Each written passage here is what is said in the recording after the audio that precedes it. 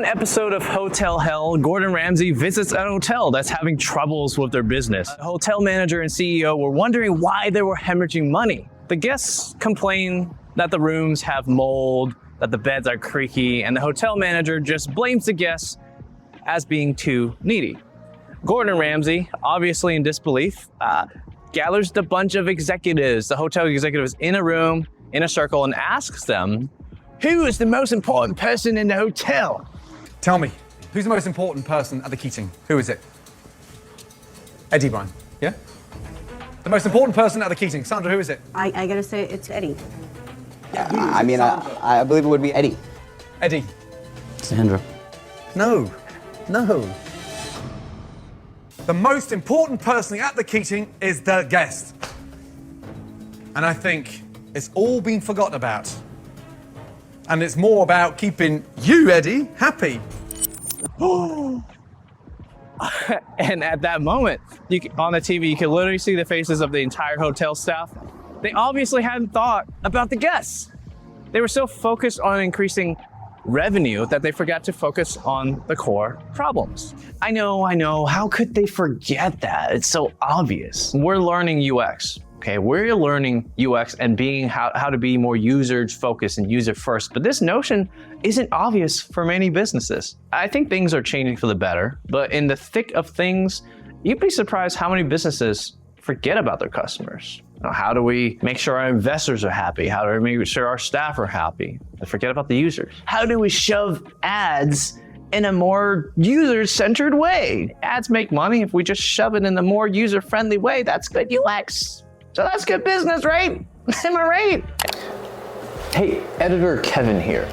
There's a camp of people who argue we must focus on the business needs first because, hey, whether we like it or not, we live in a world where we serve our capitalistic overlords.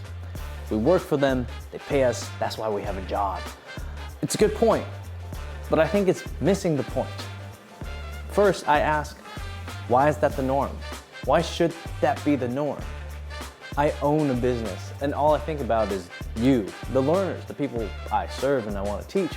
And if I can get paid for my efforts, amazing. And a lot of small businesses focus a lot on good service to their customers. When they become large, somewhere along the way, suboptimal structural incentives lead them to take shortcuts, cut things where they shouldn't cut, and large businesses fail too. Just because I'm not a billion-dollar business doesn't mean billion-dollar businesses don't fail. Why?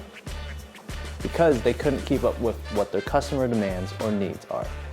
Anyway, why should UX researchers learn about business? But first, what is a business? So let's look at the interwebs and look at a few definitions. A person's regular occupation, profession, or trade, an activity that someone's engaged in, commercial operation or company. What the heck are these definitions? Okay, here's another one. The goals of the business, that might be getting a little closer to defining it. The primary purpose of a business is to maximize profits for its owners or stakeholders while maintaining corporate social responsibility. Huh? The primary goal is to maximize profits for its owners and all right. I'm not satisfied with any of those definitions, especially the last one. Who wrote that shit? Let me share you a screen. Here's a traditional business thinking model, okay, where we have multiple problems and you try to come up with one solution. Here's what we do. Design thinking. And a little bit more of systems thinking these days too. We had to zoom out and think of systems as well, which we'll cover in this class. Okay, so design thinking. We first understand the problem through abductive divergent thinking. You diverge first, and then you identify multiple problems, and then you converge upon unique solutions, not a one-size-fits-all solution. In UX, we do this process and test our understanding. We test our solutions and we iterate and test those iterations. Okay, we know this as the double diamond approach. So going back to our original question, what is a business? A business solves a problem. It solves a problem, just like design. Design solves a problem. Design for the sake of looking pretty is just art. Design in everyday life solves problems. And businesses don't exist without customers unless it's a gym membership because, you know, you pay the gym membership, you don't show up, but they still make money, knowing that you probably won't stick with your resolution after the New Year's. Unless all of you, since you're badass UX leaders, you do. But if you don't have customers, you don't have a business. So the next time people want to push customer problems to the side, you remind them of this fact. Businesses exist because you have customers who believe in your solution and you're solving problems for them. And if you forget about the users, you lose your users and then you lose your business. Remind them of that fact.